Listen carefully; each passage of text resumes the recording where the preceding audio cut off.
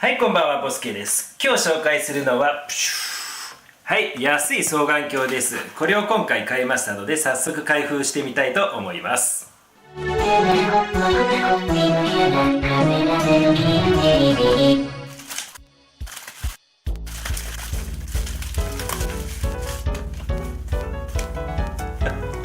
ほっこりだらけあと箱傷んでますね。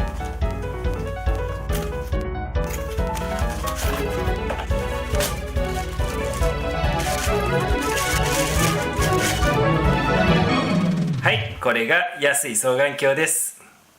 今回ね、これすごい安いので、どれだけ安いかっていうと、このライカのね双眼鏡、これのね170分の1で買える双眼鏡です。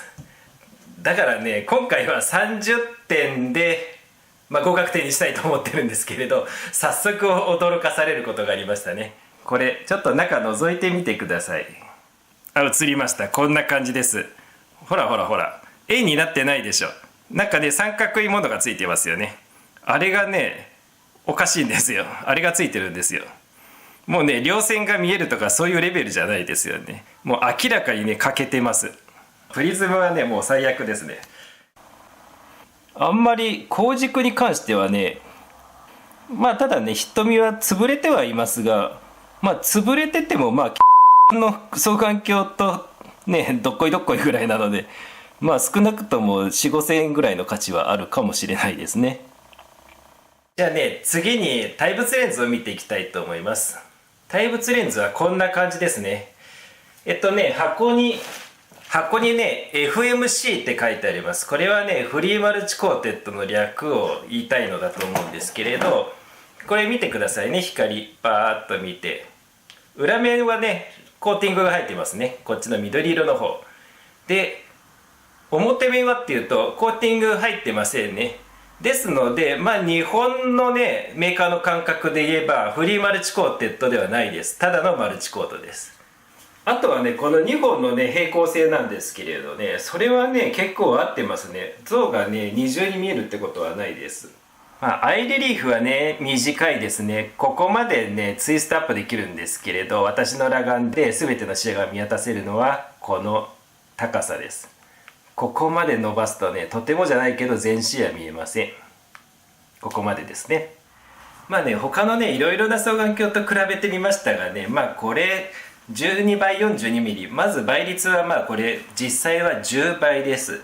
で10倍の見かけ視界はワイドとは言ってますが、ワイドじゃなくって57、8度ぐらいですかね、見かけ視界は。で実視界で言えばだいたい10倍ですので、10倍ですので 5.8 度ぐらいってことは、1000メートル先の視界で言えば100メートルちょいぐらいですかね。ですのでね、多分このスペックはねむちゃくちゃです。当てにならないスペックですね。このぐらいの価格帯ではよくある話だと思います。でもね、箱にはなぜかね10倍って書いてあったりね、この箱のこの表示が一番合ってんじゃねえかなと